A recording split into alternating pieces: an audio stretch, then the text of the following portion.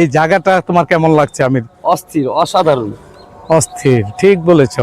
আসলে এরকম পরিবেশ আসলে কিন্তু মন ভালো হয়ে যায়। এখানে বস্তায় কি রেখেছে দর্শক আপনাদেরকে আমি এখন দেখাবো। ও এগুলো মাটি, জমির উর্বরা মাটি। এগুলো কি মাটি? উর্বরা মাটি, এই যে মানে ইঁদুরে, ইঁদুরে যে হ্যাঁ বের করছে দর্শক কাগজ দেখেন, থেকে। ইঁদুরে গর্ত থেকে যে মাটিগুলো বের করেছে এগুলো কৃষকরা বস্তায় ভরেছে। এগুলো সম্ভবত উর্বর মাটি। আচ্ছা দিচ্ছি, আসো এখান থেকে নাও, নাও নাও, হ্যাঁ নাও, সমস্যা নেই। এই অ্যাক্টর খালিদ লেখা সাজ দিবা, হ্যাঁ নিবা তুমি, আসো। আচ্ছা দর্শক, আজান হয়ে যাচ্ছে, আমরাও চলে যাচ্ছি। আমির, আমি, সুহেলও আছে সামনে।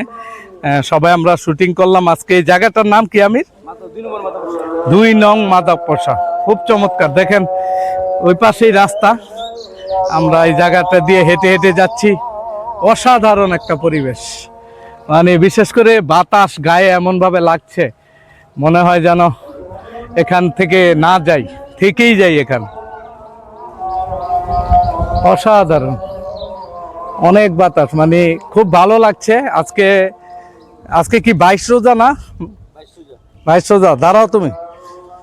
আজকে 22 রোজা চলছে দর্শক। 22 রোজায় আমরা এসেছি আমার বন্ধু আমিরকে নিয়ে, আর ওখানে সুহেল আছে, ওদের নিয়ে আমরা মানে মজা করছি। তো আজকে শুটিং শেষে এই জায়গাটা তোমার কেমন লাগছে আমির? অস্থির, অসাধারণ। অস্থির, ঠিক বলেছো।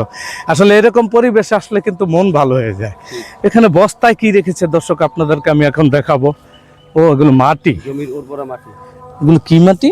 উর্বরা মাটি, এই যে মানে ইঁদুরে, ইঁদুরে যে হ্যাঁ বের করছে দর্শক কাগজ দেখেন, থেকে। ইঁদুরে গর্ত থেকে যে মাটিগুলো বের করেছে এগুলো কৃষকরা বস্তায় ভরেছে। এগুলো সম্ভবত উর্বর মাটিগুলো, তাই না? গাছের গোড়ায় দিবে। তো চলো আমরা উঠি দর্শক।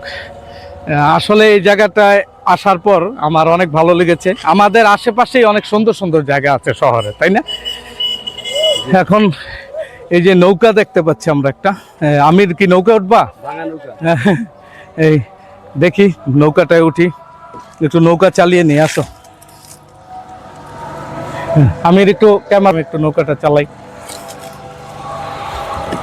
বইটা অবশ্য নাই,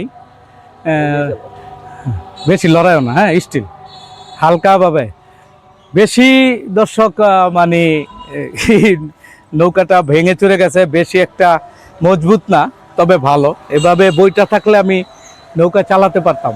তো নৌকা চালাতে সবারই ভালো লাগে, আপনাদেরও ভালো লাগবে। দর্শক আজ এই পর্যন্তই, সবাই ভালো থাকবেন, আমাদের জন্য দোয়া করবেন। আসসালামু আলাইকুম।